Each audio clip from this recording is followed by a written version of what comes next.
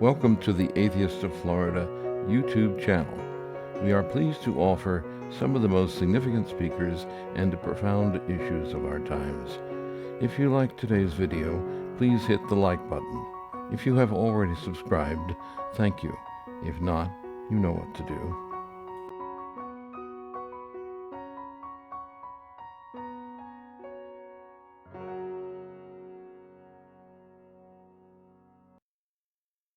Okay, well, thank you very much. Very kind of you to invite me to speak to you. I'm privileged and hopefully it'll be a pleasure. I do have a lot of content to get through, and so I might sort of rattle on. If you have any questions, I don't know how you're going to sort that out, Judy, as far as whether questions throughout the talk. Please, I welcome any kind of interaction. It's fantastic, but I don't know how you're going to manage that or want to do that. So thank you. Why the genesis of this book, if you like? So what happened is, in 2012, I wrote a book on the Nativity called The Nativity: A Critical Examination. And that book looked at the intersection of history and the claims of the Gospels to do with Jesus's birth, his nativity. And that book concluded very sort of, I think, robustly that there was no historical credibility for the claims in the Gospels of Luke and Matthew, which means that there's a problem maybe for some of the theology that's claimed within the nativity accounts. So then what I did is look, because I wanted to look at the bookends of Jesus' life.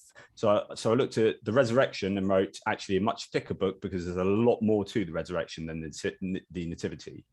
And again, looked at the intersection of history and theology and the theological claims, and have again found them wanting. So the question is, what happens when you take these two historical bookends away from the historical foundation from these claims about Jesus? And of course, you're left with all this stuff in the middle, which doesn't intersect with known history. And what can you say about that? What can you say about the wedding of Cana?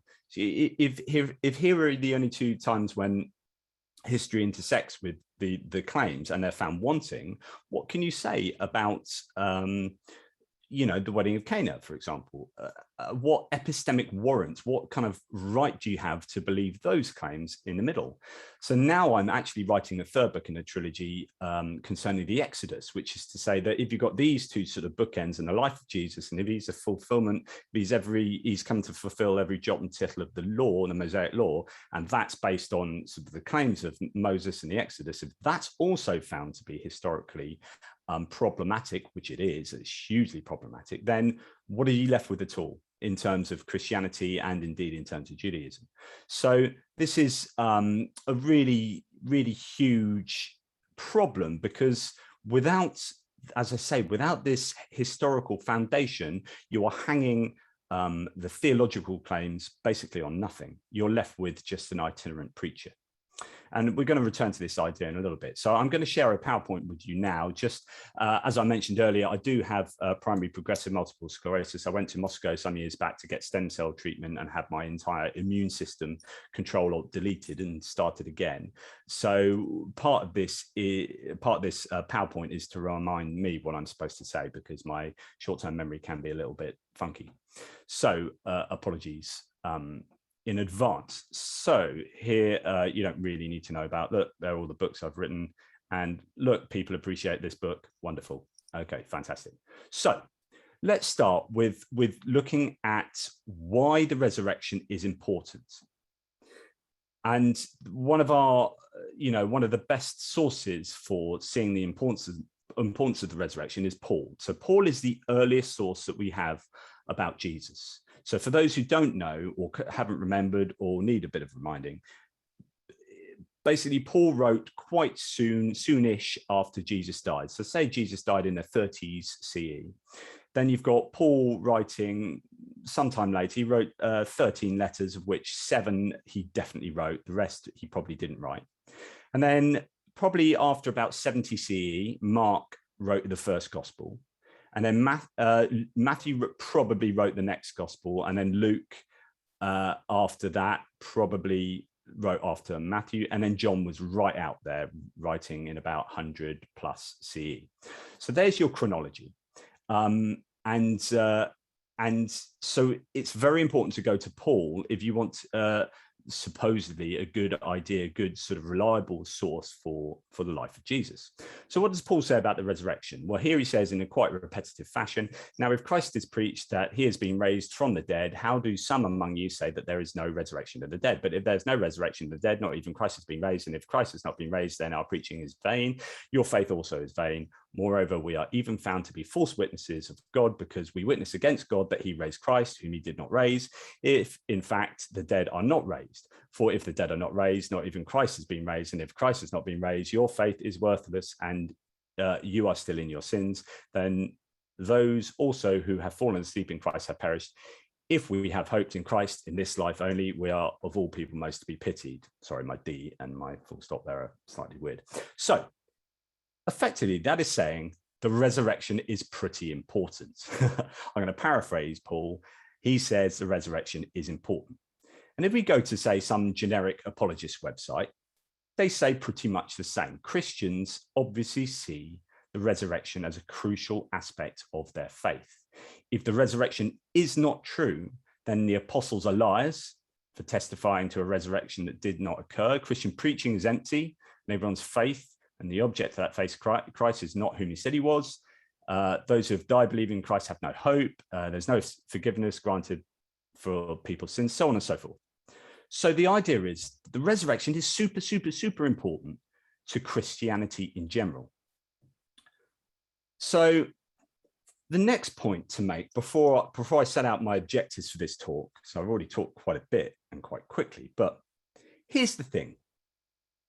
We can talk for an awful long time about the details of the resurrection, about this gospel disagreeing with this gospel, and this claim being wrong and that claim being a contradiction. But if you don't make sense of two big ideas, the whole of the resurrection and all the arguments you can have about it are completely pointless, because the resurrection depends upon the coherence of the atonement and the Holy Trinity. So the atonement is this idea that there is some balancing that needs to be done, some payment that needs in some fashion in order to pay for the sins of humanity. If you ask, well, why did Jesus exist? The answer really has to lie in some understanding of the resurrection, which is the atonement. But here's the problem, and this is a philosopher in me sort of trying to work through this. If you're God and you've created humanity and you have absolute responsibility because you're a necessary being, you have absolute responsibility for design and creating everything, and you know in advance what would happen to what you create, and you create humanity knowingly to be imperfect, and humanity goes and sins, then it's really bizarre that you would want to exact some kind of payment for that imperfection if you were utterly responsible and ultimately responsible for designing and creating that thing that you desire payment about. So an example would be, right, if I sold Judy a car, right, I sell her an automobile, and I know in advance this automobile is imperfect to the point that it will actually crash and cause some deaths of other people. But I sell this to Judy. 5 years later, I go to Judy, I'm sorry, but I need you to pay me some money for the imperfections of that car that I sold you. Judy would rightfully go, hang on, this makes absolutely no sense. You are demanding from me or from an external scenario payment for something that you had full responsibility for creating in the first place. And so here's the problem. Not only do Christian theologians and the greatest thinkers on earth not agree on how the atonement works, there are all these different theories, I'll talk about them all in here. Not only do they not agree on how the atonement works, but it doesn't work as a principle if God has ultimate design and creation responsibility. But it gets worse, because not only that, God is also coming down in human form to the world as incarnated as Jesus So if you can't make sense of the Holy Trinity, where you have a three in one deity, where you have Jesus, the Son, supposedly, God the Father, and the Holy Spirit, if you can't make sense of that, if that doesn't work, then you can't really make sense of the resurrection. Now, the most prevalent theory for, I don't know if everyone needs to probably make sure their microphones are off, but if the most prevalent theory for the resurrection is something called Mysterianism, which is basically, we don't know how it works, we just know that it works, then this compounds a problem. We have this idea that there is this three parts to God, although that's heretical. So it's three same but different aspects to God, and God needs to come down in human form. That if you can't make sense of that, then God coming down in human form and then ultimately dying and sacrificing himself to pay for something that he's created, again, completely incoherent. So I talk about this a lot in the book. In the early parts of the book, I say, right, the atonement and the Trinity, they don't make sense. They don't make sense at all. But let's park that for the sake of argument. And we're going to park that tonight. We can maybe talk about that in the Q&A, but it doesn't make sense. So the aims, therefore, for this talk will be, okay, parking those problems, let's just look at the resurrection. The claims of the resurrection are incredible claims that require really good quality evidence. The Gospels are not reliable sources of information. They are poor quality evidence. And if this is untrue, then what might have taken place and what hypothesis could explain the data? So that's what we're going to look at. But remember, the thing to remember with everything I say is that the Gospel writers and Paul were not writing history. They were writing theology. This is theology, not history. Just if you remember nothing else other than tonight, remember that. It's theology, not history. So just to remind you, I'm going to super quickly run through this in case you've forgotten or have never really cared what happened with the gospel narrative. Super quick. Jesus was God in human form. He went to Jerusalem, had the Last Supper with the disciples before going out into the Garden of Gethsemane and praying to himself. He was betrayed and arrested for the blasphemy of believing him to be divine. After being arrested, he was condemned by religious leaders. He went on trial before Pilate. He was sent to Herod and then returned to Pilate and then was sentenced to death. He was led away to Calvary. He was crucified, and whilst on the cross, soldiers cast lots for his clothes. Whilst on the cross, he was mocked and insulted. And another criminal on the cross rebuked him. So Jesus then spoke to Mary and John from the cross. There was an earthquake, tombs were open, the dead saints paraded around Jerusalem, and apparently, according to Matthew, everybody saw them. And the veil in the temple was torn. There was darkness for 3 hours. Soldiers pierced his side to hasten his death. The death and suffering of Jesus contributed to the greater good, and somehow, for all of humanity's sins, apparently God needed this for some reason. He needed to have the books balanced, as I mentioned, although no one can quite agree on how that works. Then his body was taken away and he's buried by a Sanhedrin member. Sanhedrin is the Jewish council in Jerusalem. And this chap is Joseph of Arimathea. Pilate grants permission for the guards to be placed at his tomb.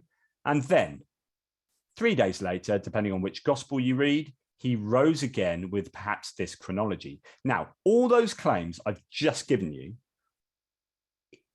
it must be remembered that many of them only appear in one gospel or two gospels or three gospels.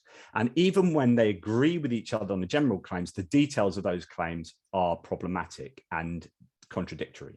So almost every single event in this chronology is problematic from the point of view of looking at these different gospels. So then we have this idea that some people, and it's arguable as to who exactly and when, go to the tomb. There are either no angels or one angel or two angels, and there's a stone that's rolled away. Jesus is resurrected. That is as a fully fledged human being. He's brought back to life, and he goes around appearing to many people in the local area, perhaps in Galilee or Jerusalem. There's a bit of a contradiction there, and over a 40-day period, including to more than 500 people at one time. Jesus then ascends into heaven by rising into the clouds, and the angels question why the disciples are staring into the sky as if there's something amazing to see. So that's what happened. Hopefully that should refresh your minds a little bit as to the story of the resurrection narrative? No, the question is, how do we know? Well, I've already mentioned Paul. He is the earliest source on Jesus. I'm just going to very quickly read to you what Paul tells us about the resurrection. So, and this is in, it's going to be 1 Corinthians 15, isn't it? So, for I delivered to you as of first importance what I also received, that Christ died for our sins according to the scriptures, and that he was buried, and he was raised on the third day according to the scriptures, and that he appeared to Cephas, then to the 12. After that, he appeared to more than 500 brethren at one time, most of whom remain until now, but some have fallen asleep. Then he appeared to James, then to all the apostles, and last of all, as to one untimely born, he appeared to me also. That is the absolute full summation of what we know about the resurrection from the earliest source. He basically says a bunch of stuff happened according to the scriptures, and Jesus appeared to a bunch of people. And it's like these just mere assertions. He just makes these assertions, and that's all we've got to go on. And that's it. He says nothing about the empty tomb, nothing about the burial, nothing about the resurrection, other than in very general terms. There's a massive absence of evidence where we should expect it, and I'll talk about that in a second. And this would be fantastic opportunities. So in these letters, he's basically writing letters to convince people of certain things. And he's having an argument in this particular letter and 2 Corinthians about some aspect to do with the resurrection. So here is a perfect opportunity to convince, to persuade, to evangelize about Jesus's resurrection. But he doesn't give any details where you would expect him to properly throw in, oh, and we know this because this person saw the empty tomb. We know this because this person told me about this part of the death sequence and this part of it. None of it. None of it. He throws in no corroborating sort of evidence at all. And we'll come back to that. And basically, this leads the best, most probable hypothesis that Paul didn't have any of these facts to hand because these weren't yet facts. As the Gospels then put down their version of the stories, as each Gospel writer wrote their version of the stories, the claims were embellished and embellished and embellished, invented, developed, and embellished until you have John at the end, and people now just sort of smash all four together and generally make some coherent narrative.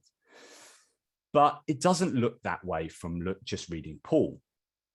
So then we need to think about the Gospels. Now, here's what you need to know about communicating, writing in particular in this situation. You need to take into account three things: audience, purpose, and form.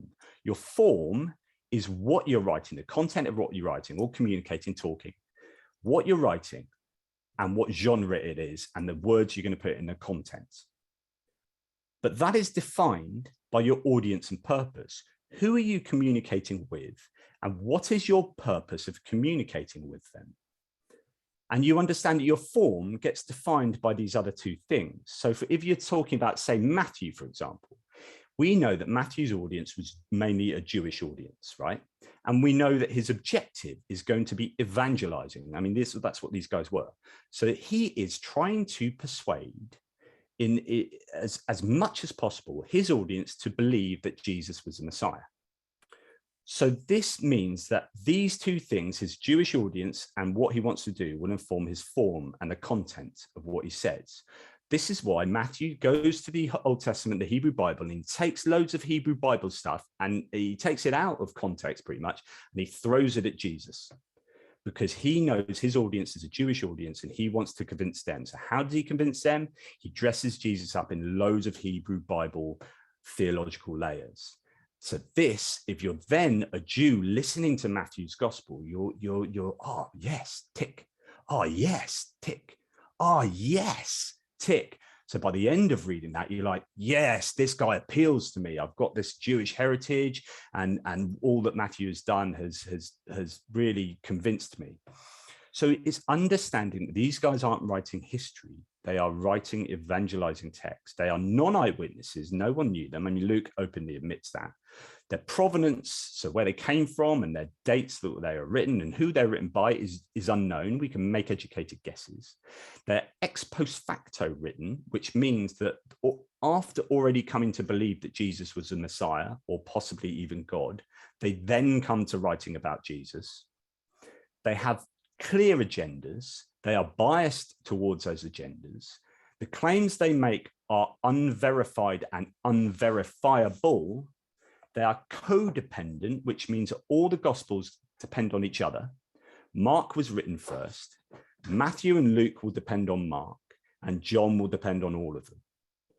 They are not four independent Gospels, as Christians like to claim they are. They are essentially one codependent set of sources. Okay, and the issue about verifiability is worth just dwelling on a tiny bit here.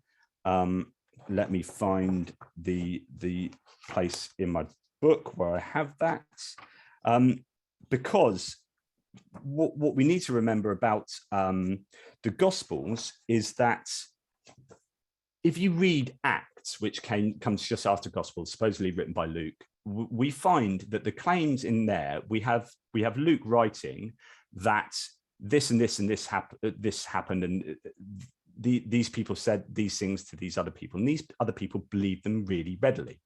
So basically, when you read Acts, you get this sense that people believed things without fact checking or seeking verification. People in those days, or at least according to the New Testament itself, were very, very gullible. Because they didn't really have a tradition of fact checking like we do today, of skepticism, of doing these things. Now, part of this is because they also couldn't. So travel was too expensive, very time consuming and oftentimes dangerous, whether on land or at sea. Mail in any conventional sense was practically impossible, certainly from strangers. Library access was incredibly limited and of little use to the potential Christian convert, and most likely inaccessible. Given the near practical impossibility of foreign or distant travel from outside of Palestine, or even from far off places within, this leaves us with localized fact checking. The skills of interrogating were not known, let alone implemented, especially given the in-group secretive world of the nascent Christian cult or sect. So what we have here is these very dodgy claims from the Gospels then were met by an audience who were not in a position nor had the desire to check the facts that were being claimed, or the claims, to check the claims that were being made. It's incredibly suspect. These were written in Greek, not in the language of Jesus, of Aramaic. They were using unknown sources. We know of other contemporaneous historians, Polybius, Arrian, Thucydides, at the time, were talking about the sources they were using. And when they started making, even those who were actual historians made sometimes quite ridiculous sort of supernatural claims, we rightfully say, don't believe that, that's dodgy, let's look at other sources. But Christians don't do that with the Gospels. They sort of take them wholesale and just take them as gospel truth. And it's a real problem because these are not historical texts and they show no historical, what we call historiography, no historical methodology, okay? And it's just a huge, huge problem. So I find that these, as a level of evidence, are very, very poor. And as you'll see going forward, this is an issue.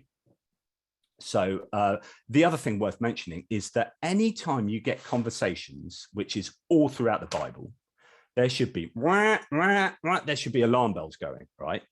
Who was with Pilate and Jesus, like noting stuff down or pressing record on a dictaphone? Because quite frankly, there's an awful lot of speech in the Bible, right throughout the Bible. And unless you've got someone just saying, hang on, stop, Jesus, sorry, I think I didn't quite catch that. Can you just go through that bit you said to Pilate again? Right, okay, I've got it now. You know, who's doing that? No one's standing around writing this stuff down. And as soon as you've got speech, when you look at history books, proper history books, before we were able to record quickly, especially in the age of video and audio recording, speech was not very common, okay? We find speech in narratives. We find speech in stories. We don't find it in ancient histories, or at least when we do, we should be very, very suspect that that's what was said. So just a little one there. So we hear this thing about, and this goes back to Paul. Paul included no evidence, but you might say, the Christian might say, hang on, just because there is no evidence, it doesn't mean it didn't happen. And I say, yeah, okay, sometimes I have no evidence maybe that next door was burgled yesterday. I look at the house, okay, and someone says, it was burgled yesterday. They stole some things in the house. I look around, I can't see any evidence. It doesn't mean it didn't happen. Of course, I should also be able to find out whether it did happen by verifying, by checking those facts. And that's very difficult with history, going back and actually verifying the claims. But the problem is this: when you fully expect there to be evidence and it's not forthcoming, you should be very suspect. Now, I see what Amy M there. So hello, Amy M. So Amy M lives in, I don't know, a place in Florida, evidently, I think. So Amy M, I go to Amy, I say, Amy, you know, there was an earthquake in your local town on 7.5 on a Richter scale yesterday. And she goes, hang on, Jonathan M.S. Pearce. I'm not wholly sure this is true. And she looks outside, there are no buildings affected, all the buildings exactly where they are. She turns on the TV, goes through all the news channels, nothing about an earthquake. Speaks to all her friends, no evidence. Okay, the fact that there is no evidence is itself evidence that I am not telling the truth. Because when you should expect evidence and there is no evidence, we have a problem. So the absence of evidence is not evidence of absence, the Christian would say. I say that's nonsense. So when you have these claims like there is an earthquake, tombs are opened, dead saints parade around, you've got zombies parading around Jerusalem, for goodness sake, going about their zombie business, zombie states. And apparently, as I said, Matthew said everyone saw them. The veil, which is this hugely symbolic piece of material in the Jerusalem temple, is ripped, and there's darkness for 3 hours. Now, if there is no evidence of this outside of Matthew or the Gospels, no evidence at all, nothing in Jewish sources for these very, very particular claims and substantial claims, then I'm sorry, I think it's far more probable to say the Gospel of Matthew in this case is not telling the truth. These are incredible claims, and you would absolutely expect there to be evidence. I would say this is disconfirmation by silence. And this adds to the probability that the claims are false. So how do we establish what are probable claims or probable hypotheses, whether a certain truth claim is likely to be right or not, true or not? Well, in the book, I use something called Bayes' theorem. I'm not going to go through it now, but very quickly, I'm not going to go through it in detail, but very quickly, it broadly says you have your background knowledge of how the world works. You have something called a prior probability, which is before I look at any evidence, what's the likelihood of this claim being true? So for example, if a horse has lost a race 1,000 times, then the prior probability, and it's never won a race, and I'm thinking, what's the probability of winning the next race? Then actually the prior probability is very low, because actually it's never won a race and it's lost 1,000 races, so it's highly likely to lose the next one. But then we could look at evidence, and there might be some amazing evidence about this horse's form or whatever, and then that evidence might overcome that very low prior probability, so that actually it's quite rational to think it will win the next race. But you need really good evidence to do that, okay? So that evidence is called posterior probability, which is what you sort of try and balance a very low prior probability. Let's try and break this down into simple terms. So if I said to you, Michael, I've got a dog, right? And Michael goes, okay, fair enough. Because that is a claim that has very high prior probability. It's very likely that a human who claims they've got a dog has actually got a dog, right? So Michael goes, yeah, whatever, I'll believe you on verbal testimony alone. That attestation, I've got a dog, fair enough. Nothing more than verbal testimony needed. Now, if I say, okay, and in the book, I go down lots of claims, but let's go straight to claim 6. I say, Michael, I've got a dog, but he has a fire-breathing dragon on its shoulder and a skunk dancing in a tutu, and they all live in a bath, and every Tuesday they fly to the moon singing Rule Britannia. Then Michael's going to go, whoa, hang on a second, mate. That is bonkers. And that has very low probability. In fact, it doesn't fit with my knowledge of the world about dragons flying to the moon, singing in space, all this kind of stuff. So this has very low prior probability. Before we look at the evidence, this is very unlikely to be true based on what we know about the world and similar such claims that we previously found to be false. So what does Michael need to be rational in believing my claim as being true? He would need a whole load of quality evidence. I mean, really good quality evidence. In fact, he would need a video of a video of a video. He would need his friends to testify. In fact, he would probably need to see that site himself as a first-hand witness. So therefore, in order to overcome a very low prior probability, you need a shed load of quality evidence. Okay, hopefully that makes sense. So when we look at the resurrection claims, we have a God in human form that becomes a Jewish Messiah and is crucified, and 3 days later he resurrects to life again. There's an earthquake, tombs are open, dead saints as zombies parade around Jerusalem, the veil is rent, there's darkness for 3 hours. He hangs around for some time being seen by others, carrying out some miracles, like he walks through walls and he does crazy stuff. And it's all recounted in just a couple of gospels or 4 gospels.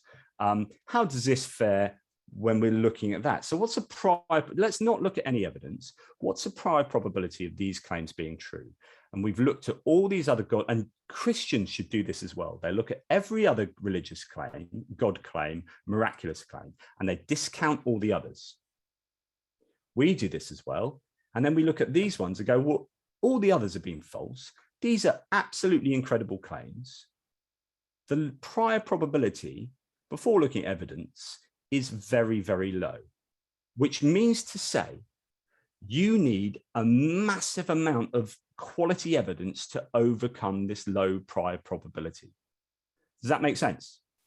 So we should expect the Gospels to be some of the best evidence you can possibly get to overcome the very low likelihood of this being true. So what this says is, in layman's terms, extraordinary claims require extraordinary evidence. If you have, this is Carl Sagan's maxim, right? If you have an extraordinary claim, to make the likelihood that that is probably true, to make that the case, you need exceptionally good quality evidence. The question is, are the Gospels good quality evidence? And we've talked about all these points. I don't need to go over them again, but they are not good quality evidence for all of the points there, which is to say they're biased. We don't know who wrote them, when they were written. They're not by eyewitnesses. They're evangelizing, etc., etc., etc. They are written a long time after the events took place. So does the posterior probability, does the evidence counteract the low prior probability? Absolutely not. Here's an example, right? I'm a big fan of David Koresh. What, you know, the Waco cult guy that died, I think in the 90s, he was shot, wasn't he? So I dig him. Imagine it's like 20 years from now, another 20 years from now, I dig David Koresh. I think he's the Messiah. I've never met him, but I come to think he's the Messiah. But I'm living in a different country. So he is the awesomest person in the world. But when trying to find out facts about him, I have no telephone, I have no internet, I have no car or public transport to enable me to research David Koresh. In fact, travel is too expensive, dangerous, and lengthy. So I can't really travel very much. Now, after being converted to thinking Koresh is the Messiah and coming to already claim his messiahship, I then write a history of or account of this guy's life as a Messiah. And I present that to you. So I've never met him. There's no way of knowing whether I've met any of his disciples, really. I present you with an account of his life. I present this to Judy at a new atheist meeting. I present the case of David Koresh. And Judy says, hang on, this is incredibly unreliable stuff. And she'll be absolutely right in saying that. Because what I'm doing is basically what the gospel writers themselves were doing. if you find that to be an unreliable source for the facts about David Koresh's life, then you should find the gospel sources to be incredibly dubious. And they are using evangelizing, persuasive techniques to try and convince their audience. Would you trust me in my David Koresh account? No, you shouldn't trust the Gospels. So then you start looking at the Gospel data, right? What the Gospels actually say. And what they say is hugely contradictory. I mean, this is just something I got off the internet. Here are some of the many, many, many multitudinous contradictions. How many women went to the tomb? When did they go to the tomb? What did the woman see? What was said? Who did Jesus appear to the woman? Which disciples went to the tomb? Did the disciples believe the reports of the woman? How many disciples did Jesus appear to first? Where were the disciples told to go? Where did Jesus ascend into heaven? The Gospels disagree on every single claim about the resurrection narrative. There is a book here, which I think is a phenomenally good book. Obviously not as good as my book. If you're going to buy a book, get mine. But if you've got loads of money, then get this bad boy. This is huge, right? This is Michael Alter's The Resurrection of Critical Inquiry. Now, I tried to condense some of this down into a more palatable size and include philosophy and theology. But as far as looking really at every single verse of the Gospels and picking it to pieces, this is a tour de force. It's, you know, that's how much of an issue the Gospel claims are. Just every single verse. And the problem is, and this is a bit Bartholomew, but he's right. So what people do is when they're reading the Gospels, they start with the first Gospel, go on to the second, go on to the third, go on to the fourth. And when you read them like that, you don't really realize that there are so many contradictions. What you need to do is place them side by side, and you read each event in the gospel in each of the four gospels, and then go on to the next event chronologically, and then the next event, and read them like that, and read them across. And when you read them across, like that picture on your screen, you will see that they disagree and they are internally coherent and contradictory on virtually every single verse of the Passion narrative. It is a huge, huge issue. So we could talk about those disagreements. So loads of disagreements there. I'll just skip through these really quickly. You know, Jesus appearing to 500 people. It's not recorded anywhere else. Mary Magdalene, did she cry? Was she filled with joy? Did she recognize Jesus? Yes or no? Where did Jesus tell the disciples to meet him? In Galilee or Jerusalem? So on and so forth, so on and so forth, so on and so forth. Problem, contradiction, contradiction. In fact, I sum it up somewhat in, let me just read you a little bit here. So page 216, sorry about that. I just had to refer to my notes. So this is basically my opinion of what we have.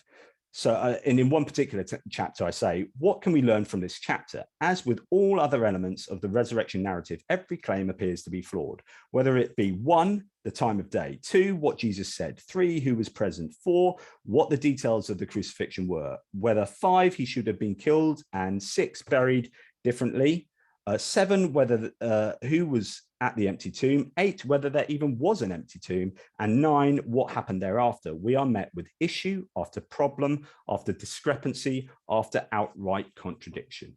Okay, this is hugely problematic. So here's another example. There's a chap called Sathya Sai Baba. He's a guru in India, right? He has a bigger following than Jesus had at a contemporaneously similar time, right? So he does a bunch of miracles, and this is in a time where we have video and audio recording. Yet more people believe in Sathya Sai Baba's miracles and believed in Jesus' miracles at the same period of time after he lived, or actually Sathya Sai Baba, I think might still be alive. So Christians will claim that all these miracle claims of Sathya Sai Baba are false, right? That in some way they are problematic.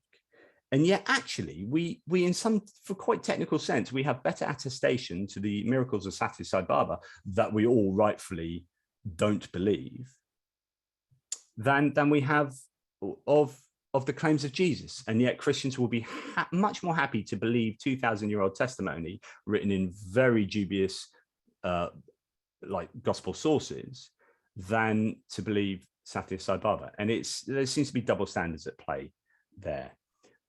So let's move on to another issue with the and I have to be a little bit arbitrary with what I'm selecting as to talk to you about as far as issues are concerned. Let's talk about Joseph of Arimathea. Now, this guy was super important because he went and took Jesus' body down from the cross and buried him in an empty tomb, which in a sense gives him an honorable burial. So Jesus had he committed the highest crime known. And the Sanhedrin and Romans went to quite some trouble to get him arrested and executed. So he was a super bad guy. And yet somehow Joseph of Arimathea, who's a Sanhedrinist himself, comes along and says, oh, you know that guy that we've just spent ages like on a holy day, all coming out and sorting out and doing this trial, which is itself actually an illegal trial, but I'll tell you about that another time. And we've convicted him and we sentenced him and he is now dead. And you know that we all think it's a really dishonorable thing and it's horrible. Well, can I take that body and honorably bury him in a tomb? And apparently the Sanhedrin are like, yeah, go for it. All the Romans are like, yeah, fine, go and do that. Don't forget about all this process that we just gone through to get this guy killed dishonorably. And yeah, you go and treat him wonderfully.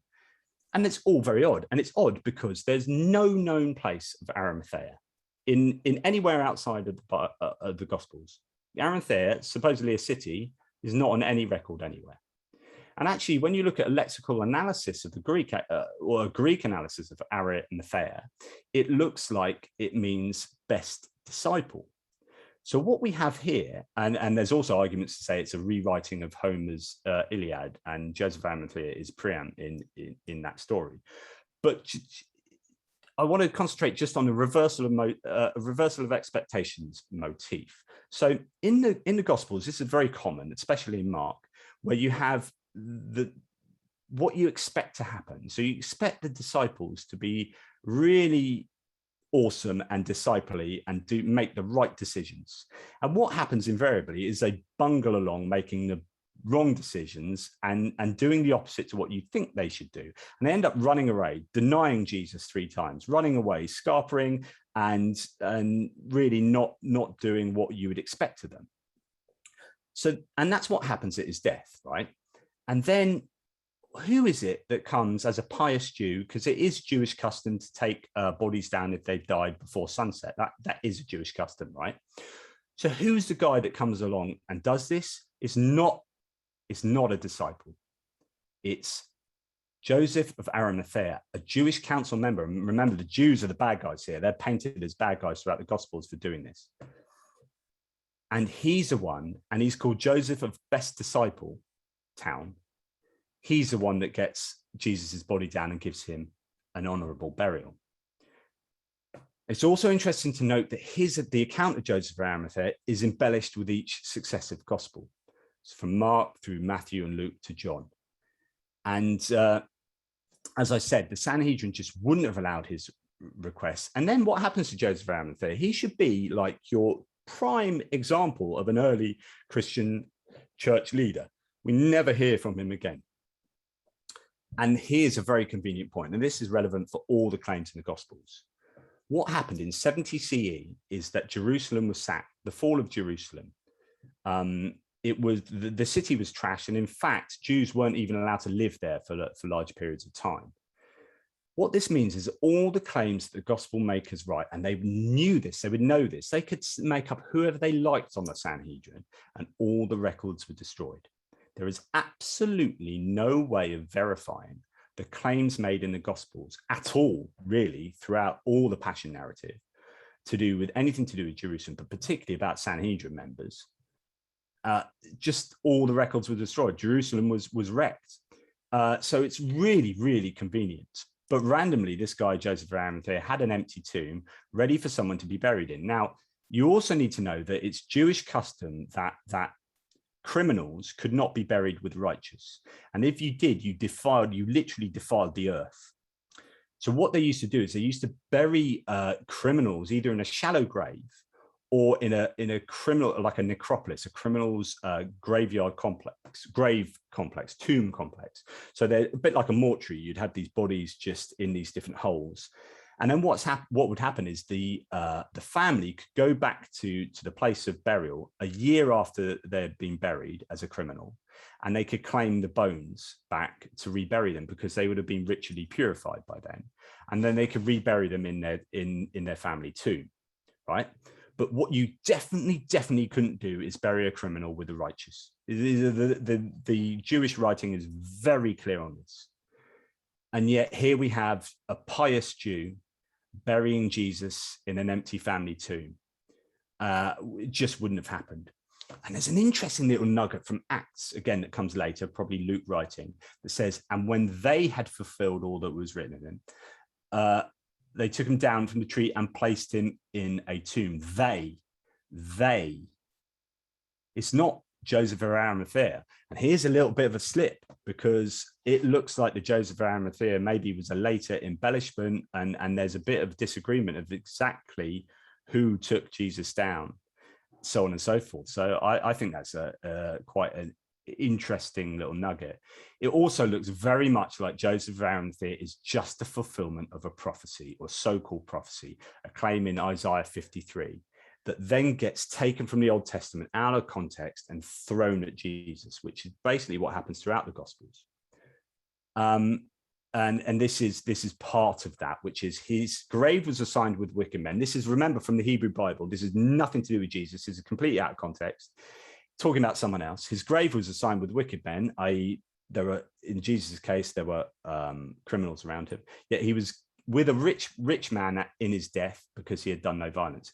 Now, this rich man at his death looks to become Joseph of Arimathea, who then is given the same kind of rich, prominent adjectives to describe him. It's a bit random to suddenly call like a Sanhedrinist a rich man. Yet this is what they call him, because what they're doing is just throwing Hebrew Bible evidence at Jesus. And here's an example of how they do this again. This is John 19. And he says it at the end here. Now, I do have I'm going to move you over there because I keep not being able to see the text. So at the end here, we go to John 19:35. It says, and he who has seen has testified, and his testimony is true. And he knows that he is telling the truth, so that you may also believe. So he's saying, what I'm doing here is to persuade you to believe. For those things came to pass to fulfill the scripture. So these things happened in order to fulfill scripture. And then what John and the other gospel writers do are going back to look at the scripture and throwing the scripture at Jesus.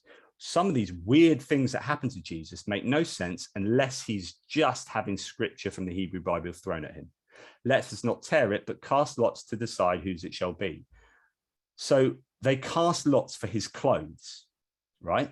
Now, Jesus has just been scourged. He's been whipped. He's bloody. He's got a crown of thorns. There's blood all over him.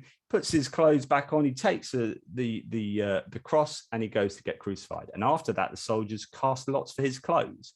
What a bizarre thing to do. Why would they do that? Unless, of course, it's just a couple of verses from the Old Testament that would be seen to validate Jesus in the light of the Old Testament. John goes on to say that they don't break his legs. One way of hastening the death of people on crosses is to break their legs. And John goes out of his way to say the soldiers don't break his legs. Instead, they pierce him. Why do they do that? This is why John does that, or John says this. And again, sorry, I'll come on to John's one in a second. But here we have the one about casting lots. For dogs have surrounded me, a band of evildoers has encompassed me. This is Psalm 22. They pierced my hands and my feet. I can count all my bones. They look, they stare at me, they divide my garments among them, and for my clothing they cast lots. This is, and I will talk to you in a second about how this development of the passion narrative takes place. It's just a case of going back to the Old Testament, taking those things out of context and applying it to Jesus. And here we have examples of how this happened. Now, John particularly wanted this to happen because John wants Jesus to be precisely to be the Paschal lamb. He wants Jesus to be the Passover lamb that you should eat at the Passover meal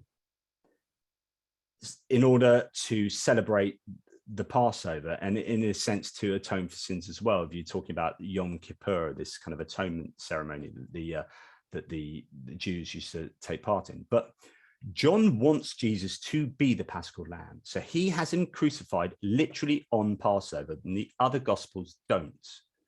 Because John has his own theology that he's trying to communicate. This is why, because the Jews had such strict rules about how things happened, you couldn't break the legs of the Paschal lamb, right? We know this from Exodus 12 and from elsewhere in the Old Testament, nor you to break any bone of it. John very deliberately has the soldiers not breaking Jesus' legs and randomly spearing him in the side. This is so that Jesus can literally become the Paschal lamb. That's his theology. The other Gospels don't have that because they haven't developed that theology yet. This is theology, not history, and it's happening right throughout the Gospel narratives. Yom Kippur, as I mentioned, this is a particularly interesting parallel here. And in fact, I would argue that the entire Jesus narrative is writing Jesus as the Yom Kippur scapegoat, or the goat that actually gets sacrificed. So what is Yom Kippur? It's the Jewish custom of atoning for sins, where in this custom, they had two goats. One is freed and let go. It goes out into the wilderness. Barabbas is randomly let go. Oddly, there's no example of this ever happening, but somehow in the Jesus narrative, you get this idea that one criminal is let go. Who's it going to be? Not Jesus. So that criminal is let go because he is the scapegoat. He is the Yom Kippur scapegoat. Jesus is kept and sacrificed. So the Jewish custom is to mock the scapegoat by spitting on it, etc. You tie scarlet wool is tied around the goat's head, and the scarlet band is placed among thorns. Interestingly, Matthew recognizes this and changes the purple robe that we get from previous gospel from Mark. He changed it to a purple robe to a scarlet robe. Matthew is very clearly wanting Jesus to be the Yom Kippur scapegoat. And there's also evidence that they possibly pierced scapegoats as well. So the whole narrative is just a retelling, is dressing Jesus up as a Yom Kippur ceremony which atones for sins. Did it really happen, or is this the authors making up history and scripturalizing it? Now, I'm going to explain this in someone summing up the work of the Bible scholar John Dominic Crossan. And I think, again, if you're going to take anything from this talk, this is what you want to take away. This is how the Gospels were created. Crossan argues that the Passion tradition evolved through three primary stages. The first one, historical passion. What actually happened? Jesus was crucified. Second one, prophetic passion. How do we deal with this? We need to go back and look at the Old Testament. Third stage is the narrative passion. Now let's write the story. So it goes on to explain. During P1, Jesus was crucified, but his earliest followers knew none of the details of his crucifixion, of his execution. Basically, you got a guy getting executed. That's it. His followers then go away, oh, how do we understand this? Oh my goodness, cognitive dissonance. My brain's falling out of my head. I don't understand how the Jewish Messiah had suddenly been killed. This wasn't supposed to happen. So during P2, Jesus' disciples interpreted the meaning of his death in light of the Old Testament. Let's go and look at the Hebrew Bible. Let's look at our scriptures, our rabbinical scriptures. How do we understand the Messiah getting killed? Okay. But they do so without reference to the particular details of Jesus actually getting killed. And then what they do during P3 is Jesus' followers organize this complex array of scriptural proof texts into a coherent and sequential narrative, refining and augmenting the story with a very similar historical detail, which is to say they invented Jesus's story through developing Old Testament scriptures, throwing it at not even vaguely a kernel of truth, and developing the Gospels, which then get embellished gospel upon gospel upon gospel. We have other problems. The trial never would have happened, right? Trials can't take place in the evening, nor on a Sabbath or on Jewish feast days, nor could they be brought in a private home. One could not convict a man without witness, nor could without any charge, as happens in Luke. One could not execute a man without a death sentence, since the Sanhedrin did not condemn him to death, and the death sentences could not be pronounced until at least a day after the interrogation, to name but a few issues. So if the arrest was after the Passover meal, the 15th day of Nisan, then the people arresting would not be carrying weapons on a feast day, and Peter was also illegally carrying a weapon, and it would be a serious problem that Simon of Cyrene, so one of the gospels has Simon of Cyrene coming off the fields to help Jesus carry the cross, but he wouldn't be on the fields at that time of year because you wouldn't be allowed to be working or that during the festival periods, so that would be in itself illegal. So, and then you have the high priest tearing his clothes, so on and so forth. You have huge amounts of problem with the trial scenario. So much so that I'm also going to read you a little piece of evidence to suggest another. This is from a Jewish legal expert called Chaim Cohen. Right, he says, the trial is incompatible with multiple well-established provisions of an ancient Jewish law. In fact, the violations of Jewish law in Jesus' trial dogpile on each other so fast it's hard to keep up.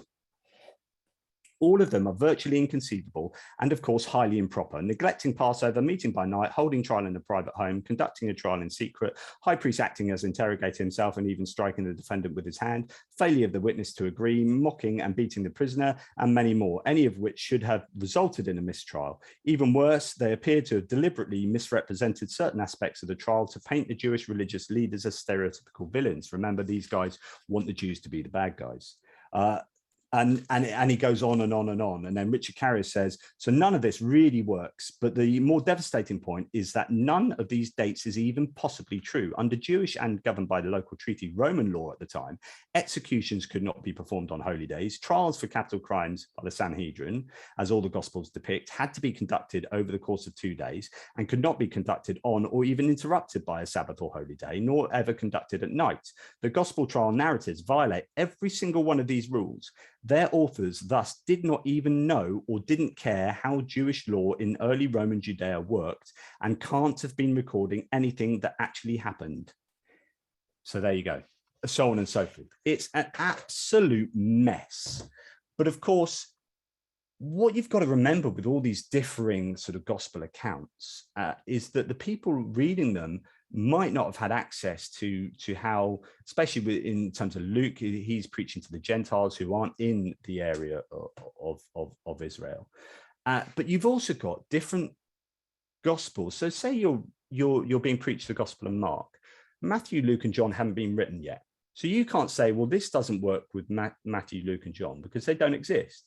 If you're listening to Luke, right, the Bible hasn't been compiled yet. So even if Matthew and Mark exist in different areas, you might not have access to them. You're listening to Luke. You're not going to go, hang on, Luke, but didn't Matthew and Mark say this? All of these exist in different areas, and they were only brought together hundreds of years later when a Bible was starting to be constructed. So it's very difficult to notice all of these problems. So I don't know if I'd probably run out of time. Yeah, so I'm just running out of time, but let's just quickly go on to the death of Jesus. So he was given an honorable burial by Joseph of Arimathea. I contest that would have happened. Basically, and this is going from a lot of Jewish evidence and writing that we have, for that crime, he would have been stoned. So he would have been stoned to death and his body would have been hung up on a post as a deterrent, and it would have been taken down by sundown. And we know that for treason, for that kind of crime, it just wouldn't have happened in the way that the Gospels dictate. The body would not have been given to Joseph of Arimathea. It could only have been given to kinfolk, really, but he would have been buried in a criminal's graveyard. We also know that they didn't have round stones until 70 CE. So when you've got the rolling of the stone away from the tomb, that's highly unlikely. It probably would have been a rectangular shape. We know that the tomb wasn't venerated. So, you know, no one knew where the tomb was. That's because the empty tomb didn't exist. And we just have no precedence for this. The likelihood that this is actually what happened is very low indeed. Now, I'm just going to, before I finish off and then probably come back to some stuff in Q&A, I just want to talk to you very quickly about Matthew and the guards at the tomb. So here's a story that happens in Matthew, and only in Matthew. And in Matthew, he has the chief priests who are so worried that the disciples could steal the body and fake a resurrection that he goes to Pilate and gets permission to plant some guards at the tomb. Jesus then rises and the guards witness Jesus. Now, straight away, you would be converted because you've actually seen God rise, right? But no, they don't. They fall down and they go, oh, and then they get up and they return to the priest and they say, never guess what we've seen. And instead of the priest going, oh my goodness, we've got our own religion wrong, Jesus has risen and that's what we need to be supporting, they go, I'll tell you what, mateys, keep your mouth closed, here's some shekels. And the priest bribed them to claim that the disciples stole the body while they slept. Matthew claims that to this day, Jews report the body is stolen. So Matthew is saying that actually, Matthew's admitting, I think, that his thesis, that his claims is actually a counter argument to Jewish claims that the body was stolen. Now, I'm going to come to that last point in a second, because this is so super important. But this looks like a conversation. So the Christian says, Jesus resurrected from his tomb. And the Jew says, no, he didn't. Anyway, how do you know that the body didn't get stolen? That's a much more probable explanation. Because there were guards outside the tomb and the assistants of the Pharisees. Okay, but what if the guards were asleep? The guards weren't asleep. How do you know? Because we know that they saw it. But why didn't they tell anyone? Why is it not known everywhere, since this is like the resurrection of the Messiah? Because the guards told their superiors and were bribed to keep silent, and then they disappeared. That's very convenient. Now, that whole story, and apologists like William Lane Craig will argue, but give a little bit away to say, oh, you know, possibly Matthew, it is only in Matthew. This does look like Matthew is replying to a Jewish counter argument. Now, here's the interesting thing, and here's the importance of this. It certainly does look like a counter argument. And it looks like a counter argument to Mark's initial claim that there was an empty tomb. Mark, what this tells us is that Mark didn't have a pre-existing empty tomb story, because otherwise there already would have been the Jewish counter arguments that people would have stolen the body. And so Mark would have had the guards of the tomb counter argument to counteract that. But he didn't have that. This also fits in with Paul not mentioning the empty tomb. So this Matthew at the guards argument is or piece that we see in Matthew is incredibly important, because it supports the idea that, one, Paul didn't have an empty tomb story, didn't believe in the empty tomb. Two, Mark was the first to talk about the empty tomb. Three, 15 to 20 years later, after the Jews have dealt with that argument from Mark, that the body must have been stolen, which is a pretty obvious thing to say, Matthew then comes back with a counter argument. Now, interestingly, Luke and John, writing after Matthew, look at that and go, I think they must have looked at it and gone, we're not too sure about this. This looks like a pretty obvious case of a counter argument, and they don't include it at all. It's just, I think this is evidence that Paul doesn't include the empty tomb, which means that this was made up by Mark and embellished later and later and later. And the empty tomb is important because it shows that there was a body that resurrected, because, and I spend a whole chapter talking about that in here, I don't think Paul believed in a bodily resurrection. He believed in what's called a two-body resurrection, where Jesus died and had a body and then transformed into a spiritual body, and that resurrected. And what the Gospels do thereafter is they disagree with Paul. And it gets to John, and John really disagrees. And this is why you have in John, Thomas poking Jesus's body, and you have Jesus eating broiled fish, and you have the body of Jesus being super important, but the empty tomb being super important, because the empty tomb means that the body got up, left. And that is your core evidence for a bodily resurrection. I don't think Paul believed in a bodily resurrection. I think that started with Mark, and John is so adamant this is true that he adds in a bunch of details about people poking the body, as if to say to Paul's or the Pauline followers, screw you guys, that kind of Gnostic idea, this idea of a spiritual resurrection is a load of bunkum. It didn't happen. It was a body. He got up, he left the tomb, and here's the evidence why, and so on and so forth. And so there you go. So what then did happen? There are lots of naturalistic theories.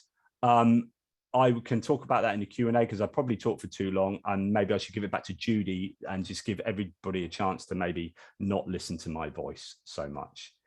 But I do obviously need to tell you, well, if that's all bunkum, then what did actually happen? So thank you. I've just rattled on for an hour. I need a drink. By all means, take a sip. Very interesting. And we already have a question from Jim. And I would like to hear, before I turn it over to Jim, is I don't know that there ever really was a Jesus. And weren't there a number of messiahs running around? And this is a compilation of all of them? So there are essentially three different views, I would say, or four different views. One is the Christian view, which Jesus was who Jesus. Well, actually, no, five different views. So the classic, the refined Christian view is that Jesus was literally divine, part of the Holy Trinity, and was incarnated as a human and went around and did exactly what the Gospels say. But I would argue the first three Gospels, Matthew, Mark, and Luke, and Paul, don't think that Jesus was God. I think they think that Jesus was a Messiah, right? He was just an exalted divine being, but they didn't have any idea of the Holy Trinity yet. That's a much later creation. So I think you need to read Paul, Matthew, Mark, and Luke as thinking Jesus is a Messiah. And then you have skeptics like us who then say, right, that's all a load of rubbish. Was there original historical kernel of truth that there was someone like Jesus who existed? Or was it completely fabricated out of nothing? Or the third option, which is your view there, potentially, Judy, that is a composite of various different messianic figures who are then brought together into Jesus. I am what's called a historicist. So I believe Jesus actually existed, but my historicism is so similar to mythicism, I might as well be a mythicist, which is to say that Jesus existed, but all you can know about him is that he was Jesus of Nazareth and he was executed in Jerusalem, and that's it.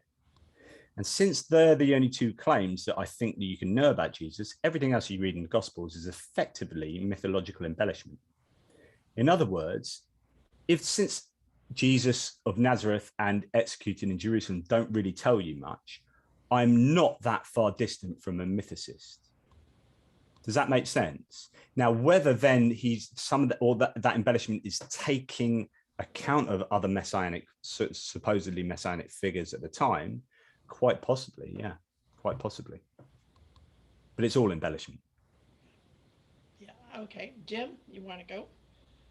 Yes, I found this to be an incredibly detailed and well-supported argument. And thank you. What strikes me, however, is that I don't see how Christianity could have lasted more than about a century at most, because of all of these contradictions and all this illogical and improbable states of affairs that are listed here. And they're perfectly obvious things that should have been noticed by the people of the time. And they would have thought to themselves, well, listen, this doesn't make any sense. I'm going to take the day off and go fishing, or the century maybe. But so how do you account for the 2,000 years worth of acceptance of all these contradictions and irrationalities in an institution such as the church? Yeah, I think that's a really good point. I would just refer back to what I said earlier, by point of fact that actually in the early days, you wouldn't have had those gospels sitting side by side. You would have had different communities who adopted different gospels. So you know that the Marcionites, for example, were a group who really took on the Gospel of Luke. They saw that as the truth. Everything else is a load of rubbish. and they saw Jesus as not Yahweh. Yahweh was some kind of demiurge, some kind of like vicious, sort of horrible, vindictive God, and blah blah blah. So they had their own kind of theology, which is to say that I don't think people would have noticed the contradictions because there weren't that many people who would have had all the Gospels at the same time, looking at them side by side. But also, you've got the growth of Christianity happening predominantly outside of where it took place originally, which is to say the Roman Empire has a lot to answer for. I've got a book up there by James Crossley, is Why Christianity Happened, and it looks at it from almost sort of economic, cultural, historical point of view, and say, well, how were these the fertile grounds for such theologies and such ideas as Christianity was, and who it appealed to. And this is the importance of the different Gospels, is they appeal to different audiences. So you're covering different bases. Luke's going for the humble Gentile, the poorer. So that's why his nativity account doesn't have the rich men from the East come. That's Matthew, who's appealing to the Jewish audience, has these people from the East, which is representing Balaam and these Nebuchadnezzar and all the blah, blah, blah.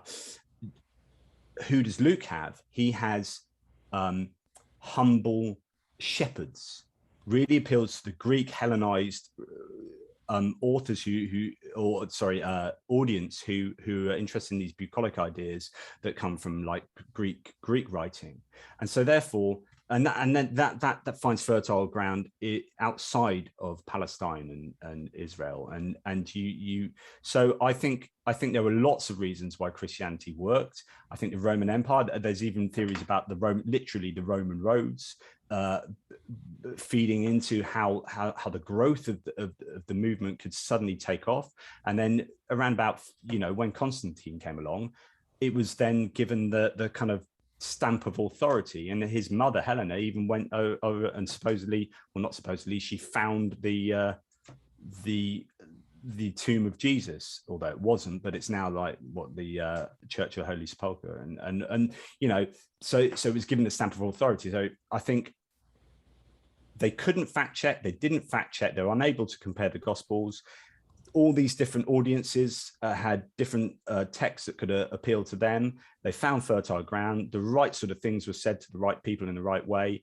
And it was also quite a secretive cult to begin with, and kind of spread in a clandestine manner throughout the Roman Empire. And then suddenly it reached a tipping point where Constantine was then converted, and then bosh. As soon as you've got the authority figures converting, saying now everyone has to be Christian, job done.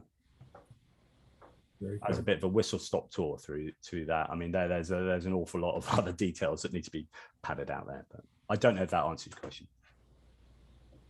But don't we also see that with Mormonism and Scientology, where it's taken off like crazy, even though in this day and age we have the ability to fact check things?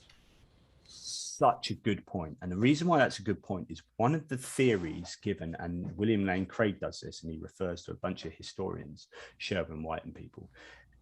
It says that one of the arguments for the truth of Christianity is the speed with which it spread. And he says, it's true because it spread so quickly.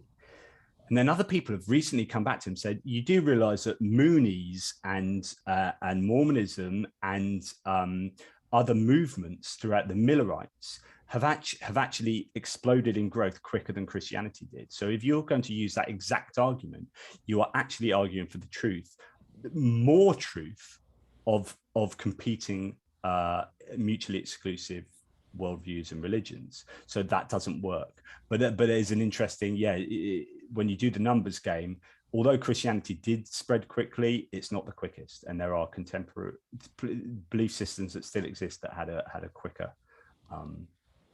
growth. Okay, Maurice, you have a question. Please unmute yourself and let's go. This far. You'll have to say it again. You were muted. Okay. Can you hear me all right? Yep. Yes. Okay. I wanted to thank, is it Dr. Pearce? No, it's not, but you can thank me anyway. All right. Thank you, Mr. Pearce. Very, very elaborate analysis and in depth. I was very appreciative and found it extremely interesting. Oh, thank you. There is one fundamental thing that I've heard over and over again and read, especially with Richard Pertil, professor in philosophy in the University of Washington. But anyway, his fundamental argument, if you will, is that the resurrection is the miracle, and I'm trying to remember the exact wording, the miracle that authenticates the divinity of Jesus. And there's only one big problem with that. And that problem is that it's a circular argument, at least if you base yourself on the doctrine of the Trinity. It's like saying the Bible is true because the Bible says so. And in this particular case, you say Jesus is God because God says so.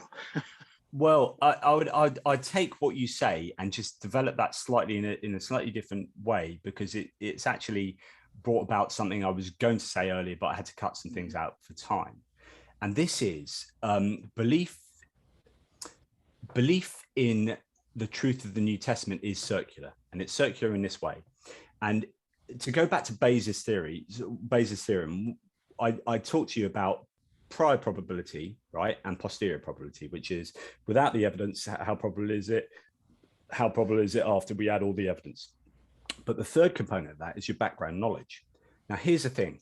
Our background knowledge is almost certainly the supernatural doesn't happen. But you don't have to be, it doesn't happen a priori, which means to say, I just shut it out automatically. You can just say, actually, the supernatural is incredibly improbable. Indeed, the Lourdes Catholic Church sort of miracle stamping authority actually have quite a high level of evidence threshold to say that actually miracles are fairly improbable. And so if you're going to claim there's a miracle at Lourdes, you do need some degree of evidence. And then once you reach that threshold, they'd say, yeah, a miracle took place. I would just say our evidence is way up there. Catholic Church is there for miracles, and then some random dude that goes to Lourdes itself is down there. So you can succeed with just saying, do you know what? Miracles aren't impossible. I'm not saying they can't happen. I'm saying that they're just exceptionally improbable looking at prior evidence, right? But here's the thing. So the Christian the Christian says, well, I will question the Christian, say, well, why do you believe in supernatural? Because it turns out they're very picky with the supernatural, right? They only believe Christian supernatural stuff and not other supernatural stuff, right? So I'll say, why do you believe in it? Why are you a supernaturalist? And they say, well, because I Jesus' resurrection is supernatural. Okay, well, how do you know that happened? And they say the Gospels make these claims, and it comes back to say, well, how can you say that that's reasonable? That they're making a supernatural claim and that's going to be true. It's like, well, because I believe in the supernatural. But then you're believing in the supernatural because actually it's part of the New Testament Christian miracle claims. And so when you follow it round, it just goes round and round and round, and actually it's a big circle. And it is a huge problem. So their supernaturalism is circular, or indeed their belief in the New Testament, their faith in the truth of the New Testament is circular, because it maps back to a belief in supernaturalism, which then maps back to the credibility of the New Testament. Anyway, that you reminded me that it's not exactly what you're saying, but there is definitely circularity involved. Well, on a more punctual level, if you want, I would even say literal level, you have Jesus that is being resurrected by God. Now, from Pertil's point of view, as far as the definition of a miracle is, it's the supernatural intervention of God in the affairs of man. So God the Father resurrects his Son by supernatural means in order to authenticate his divinity. But according to the doctrine of the Trinity, he is also not only God, he's Jesus, and Jesus is God. So it's like saying God the Father resurrected himself. to prove his own divinity. And that's where the circular argument comes in. Oh yeah, I mean, I've tried so hard to make sense of the Holy Trinity, and I just can't. Because if you leave it to miracles, obviously gullible people who believe, they're going to swallow the whole thing whole, and they won't even listen to what you might have to say about supernatural. Yeah, I can't make sense. I can't make sense of the atonement, let alone the Holy Trinity. And if I might, just one last word directed to Judy. As far as Mormonism is concerned, very recently it was proved scientifically a fraud. The plates, if I remember correctly, could never have held the amount of glyphs that were necessary for the 364,000 English words that poured out of it. So it's quite obviously a fraud, a con, a hoax. Oh, it's a miracle. Sorry. There are some interesting parallels actually to Mormonism and the golden tablets that I bring into the book actually, but I probably don't have time to go into that. Anyway, sorry. I think Michael's got it. Yeah, Michael. Maurice, thank you very much. Thank you, Maurice. Yeah. Thank you. Michael? Yeah, I thought this was, interesting, but, I come across the same problem with all these arguments that you're saying that, I guess it's more like a practical question. This is not just a matter of trying to prove them wrong by using scientific evidence, because they are literally coming from a different worldview. I come from this all the time where, they'll say, the Bible says this, and they'll say, well, archaeology, history, all this says something different. They'll be like, well, the Bible is undeniably true, so your archaeology, your history is false. So, I mean, how would you get any of this through to someone who believes? Yeah. So it's such a good point, because actually what you're saying, this is the key. This is a key point, Michael, because belief in a religion is psychological. And so therefore, if you are going to disabuse someone of their belief, then you need to employ psychology to do that. And to some extent, you need to replace the function that the belief provides with an alternative. And here's part of the problem as well. I was talking about this in another interview. It's called terror management theory, to do with mortality salience, to do with like how you cope with the prospect of death. So when you say to someone, so Michael, if you're having an argument with someone over, say, young Earth creationism, right, and you're saying, look, the Earth is clearly more than 6,000 years old, right, and you present this evidence, and it's knockdown evidence, and you're absolutely right.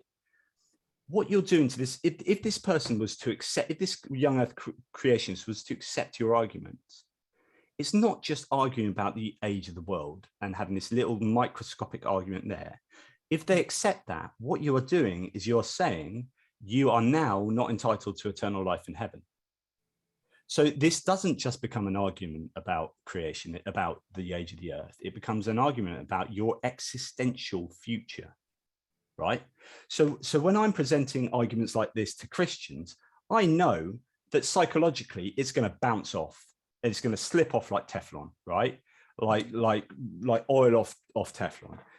Because at the end of the day, when you enter into a belief thing without using reasoning, if you don't reason yourself into believing something, you can't be reasoned out of it, right? So if you're believing something because it's a psychological commitment you made, maybe you've been born and brought up with it, you're in a network of social networks of churches, and you believe in the attribution of God, like explaining things, and morality is underwritten by it. And if someone comes along and says that ain't true, what they're doing is saying all of these things are just going to fall away. You're not going to have your social networks. You're not going to have this. You're not going to have eternity in heaven. And actually, God doesn't explain all the things you thought God explained, and this does. And actually, how do I understand morality? It's massive, but it's psychological. And I don't know that there's a nice answer to that, because well, actually, it's interesting. So I consulted on a book that Jim Lindsay wrote called The Problem with God. Is it called The Problem with God? Where he basically says we live in a post-God society now, We're past arguing about whether God exists or not. God doesn't exist. So we need to understand the functions that God provides in the lives of people in order to think hard about how we supplant that. We either wash away that function, in a sense, if it's not very useful, or we need to replace it. If it leaves a God-shaped hole, we need to replace that hole with something else, some other function. So if I can't convince, like I can't as an atheist say, do you know what, Michael, you're going to live forever in eternity in heaven. I can't do that. I can't beat Christianity. I can't win that argument. So I have to do other things. So I have to say, okay, you are going to die when you die, and that's it. So you need to make most of the life you've got and give it the meaning and blah, blah, blah. And you live in the here and now and work hard for the future of your children. But it's a tough gig. It's not always an easier argument living in reality. I would also say that it's not just psychological, it's also social and political. Yeah. I mean, yes. You yourself said, this was fit into a pre-existing framework. And the reason why it was fit into that pre-existing framework, because there are people in power who needed that pre-existing framework to remain in power. And I would argue that's even some ways, maybe even more so today, at least here in America. Oh, if you want to disabuse people in America of religion, you need to unpick the entirety of the political system from top to bottom, and you need to untangle the church. Although you're secular, it's funny, America, because you're technically far more secular in the UK, but we have far less influence of churches on our politics than you do, and it's a chipping away at the political frameworks that you have in place that is so dangerous. That until you sort out belief in America, you have to do social, political, psychological, educational, it's everything. And it's tough. It's tough. And what we have found too is that when we do present arguments like this to Christians and so forth, that the most common response is they become more fundamental in their beliefs. They sort of double down on their beliefs. So this in psychology is known as the backfire effect, where you are more likely to entrench in your own position when presented with rational evidence against that position. Yeah, it's tough. Thank you, Michael.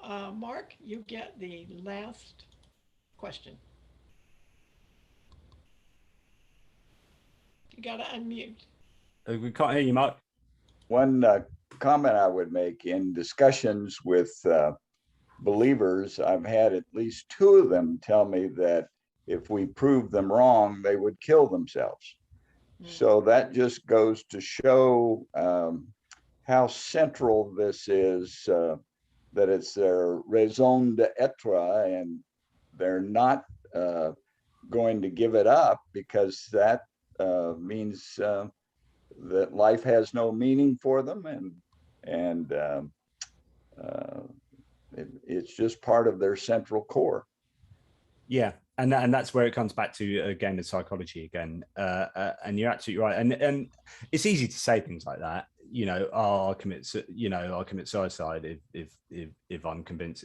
But in reality, that wouldn't happen. But of course, as you say, that reflects the huge existential importance of their belief and how powerful it truly is.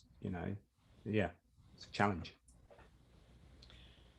Thank you, Mark. I'm going to go ahead and let Maurice have one more question, and then we have to stop, because remember, Mr. Pearce is in England, and it's much later there than it is here. Oh, it's fine. I'm fine. I could keep going on forever. Don't you mind me, but it's you guys I worry about.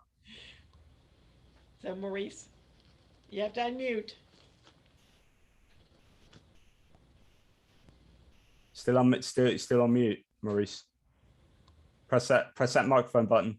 Can't hear you. Well, there we are. We can hear you now. Go for it. Start again. Okay. Sorry about that. Just wanted to put a little plug for Dr. Anderson Thompson, I believe his name is, Thompson. And he's a neuroscientist. He's done quite a few videos on YouTube and presentations on TED Talks and so forth. He emphasizes the fact that neuroscience today is slowly but surely understanding how religion has hijacked the process of our evolution from, say, the child to the adult, where in our normal evolution, of course, we were always afraid of the dark, afraid of monsters and such, or sounds in the dark. And religion has, inadvertently, so to speak, but done it very well, learned how to hijack that system of development of our brain. And basically, most people that are profoundly religious are essentially very conditioned. And I say that in a neuroscientific way. So it's more than, I mean, basically you can't reason with these people because their brain is reconnected. They have new circuits that bless you. Oh, it's a dog. Yeah. They react automatically, like if you were to hit them in the knee, they have a knee-jerk reaction. And a lot of what you say to people that are conditioned in this sense, when certain words come up, like God is not alive or this or that, they automatically have this traumatic reaction and they block anything else you have to say. So it's a little bit like Dr. House says in his show. He says, if you could reason with religious people, there would be no religious people. And that's just a problem. You can't reason. Yeah. So what you need to do, I think, here is here's an anecdote, right? I had in very early days of Tippling Philosophers, the group that Judy was mentioning. One of the guys was a very committed conservative Christian at the time. So and we for about 6 years I tried to convince him of evolution, right? And I gave him all these arguments over and over and over and over and over. And although I didn't convince him myself, I must have sown a bit of a seed. But what he did was he then emailed Simon Conway Morris, who is a Cambridge University evolutionary scientist, who's also a committed Christian, so he's a theistic evolutionist. And what he did is he wrote an email, and then my friend basically converted to evolution then and became a theistic evolutionist himself. Now, what was interesting there was Simon Conway Morris. I went through the email, and every argument that he had, I'd been giving my friend for 6 years, right? So it wasn't the content that convinced my friend, it was the messenger, okay? So then you go back to look at psychologists like Jonathan Haidt, who talk about changing people's minds. And one of these sort of ways I like to think of it is, instead of what happens is, you've got an atheist and a theist, committed theist, right? A committed atheist, and you have a debate and you go like that. And as Michael said earlier, you're going to have backfire effects. So actually what happens is you go like that, and both people just go back even further to their original positions. And that's very fruitless. Occasionally that works. And whoever it is that changes does such a 180 shift that they become militant. So you'll get someone says, I have seen some Christians occasionally deconvert, and then they become straight away, they become militant atheists, because it's like, it's a very quick shift and flip around, and probably vice versa as well. What Jonathan Haidt says you do, almost like riding elephants, right? If you want to convince someone away from their position, you need to be in their in-group already, right? Which is, so if I want to convince a young earth creationist away from young earth creationism, I need to be a Christian, old earth creationist Christian. So I'm sort of in their in-group, and like riding an elephant, instead of like that, I'm going in the same direction, but I'm nudging them, right? And you nudge them. And then if someone comes along with a different kind of idea about, I don't know, maybe politics or something, and nudge them this way. And then someone comes along and talks about evolution, and then nudge them this way. And then over the course of like 6, 7, 10 years, they've completely changed course and eventually maybe become an atheist. In other words, it's a gradual process of people in their in-group shifting them to the edge of that in-group, to then someone else takes over and blah, blah, blah. And it's, again, this is you need to be taking into account psychological mechanisms and heuristics and the way the brain works. Right. Well, among the young people, that's the danger, because they're very susceptible. They're gullible, but I say that in a nice way. And so we have to do what we can, in my opinion, to reach the young people and make sure that they don't always hear just one sound of a bell. In other words, the religious side.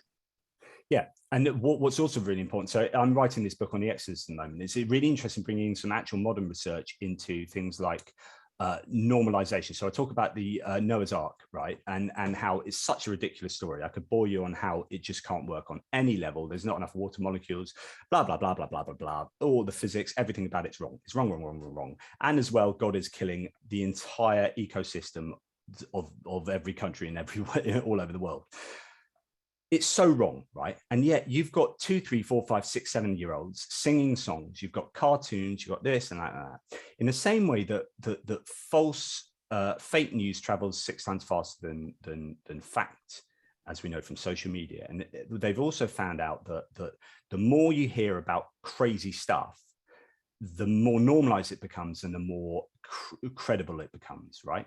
It's something also called the mere exposure effect. If you just say something over and over and again, if you're saying like, oh, slavery is great, if 100 people are saying slavery is great and you're in amongst them, then eventually you're going to be thinking, if they keep saying that, you're going to be thinking, hang on, maybe slavery is all right. Do you know what I mean? So if this is happening with things like Noah's Ark, and you're hearing that from the age of 2 to the age of 15, then you learn what's plausible and what's implausible and how to navigate the world. These things are already bypassed that vetting procedure and are already embedded in your consciousness. You don't then use the metrics that you use on other religions and other claims on your own religious claims. And these crazy things like Moses parting the Red Sea, you generally don't question it because it's so normalized. And the 10 plagues are absolutely disgusting, right? And that sounds really like overly critical. No, they are disgusting, right? You've got God for the Pharaoh saying no. You've got God killing children and animals and people and just destruction across the natural world for one person saying no. Now, of course, to me, this is a mythological, legendary story. This has never happened, obviously never happened. But if you've been told that story time and time again, so it's normalized and normalized and normalized and normalized, then you can't pick apart. You can't decipher what is implausible from plausible. It's just part of your cultural narrative, and it's just plausible. It's normalized. Here you go. That's my tuppence. Thank you, Maurice, very much. Joe, you'll have to make it very quick because I will make it very quick, and that is that lest we forget, Pharaoh wanted to release Moses and the Jews, but God hardened his heart so that he could show how tough and strong he was as a deity, which is a clear case of interfering with his free will, which we're told God never does. Yeah. You can bet your bottom dollar, Joe, that I have written a massive old chapter on that in my Exodus book forthcoming, and I have, because I've always been fascinated by the hardening of hearts. I mean, it's a massive theological problem. Historically, the plagues are a huge problem, but yeah, I mean, it's just a mess. It's a big hot mess, but it's not a big hot mess. And rather like the New Testament and the Gospels, when you start reading these texts, not to be hyper literally true, when you start reading these texts as an anthropologist or a historian and a Syriologist or someone interested in the ancient Near East, you understand the cultural milieu in which they sit, and you start understanding why they're saying the things, why they're using that myth and changing it, why they're taking that story from that culture and changing it. And something like the Hebrew Bible becomes a far more fascinating and interesting book because you understand it for what it truly is and for why these things were written and how they were written. And then it's a wonderful book. But it's not wonderful in a way that Jews and Christians would think it's wonderful. It's just wonderful in a fascinating insight. So these books tell you more about the authors than they do about the things they're writing about. So when you're learning about the Exodus from Egypt, you're not learning about the Hebrew people leaving Egypt, because that never happened. But what you are learning about is the Israelites in exile in Babylonia in 600 BCE when they were writing the Bible. So you then understand how the Exodus is so important to get out of Egypt and the chosen people, because they are creating their national identity by writing the Bible whilst in exile themselves. And those stories tell you more about the authors than about Moses. And once you start understanding these things, it all fits together like a jigsaw. But there you go. All right, I'm going to let you go, Maurice. This has got to be short, and we need to bring this. I'll be very, very brief. The last one, I promise. Okay. Can you hear me now? Yeah, go for it. I'll be very brief. In 1777, a certain scientist by the name of Eberhard Zimmermann, he was a botanist, and he literally demolished the myth of, or he demonstrated at least the myth of Noah's Ark, to the point where the bishop in the early 1800s put out an official bulletin precisely to say that the Noah's Ark was a myth. And it's only the Protestants since then that have kept that going. Yeah, well, yeah, don't disagree. It is a myth. There's definitely a myth. So Judy, unfortunately, I had so much more to say. I hadn't even given an account of what I think actually happened, but there you go. And I was going to bring into play Muhammad and visions and hallucinations and the double standards of Christian use. But do you know what? You can always buy the book. No, I mean, whatever. Everyone has links to where they can buy the book. It's available. I'm joking. Whatever. It's just these things are so interconnected and so many interesting, fascinating rabbit holes you can jump down that I'm sorry. I knew that I would struggle for time. Well, we'll have to have you back to discuss the rest of it. Yeah, always open. I love a good chinwag. I love that saying. Anyway, so thank you so much. It's been quite fascinating. If you are pleased with our programs, please tap the like button and then subscribe to our channel. Don't forget the bell so you don't miss any notices of new material. We usually post new content every week. See our created playlists to discover events thus far this year, or to see a list of topics and speakers from our rapidly growing and diverse collection since 1992.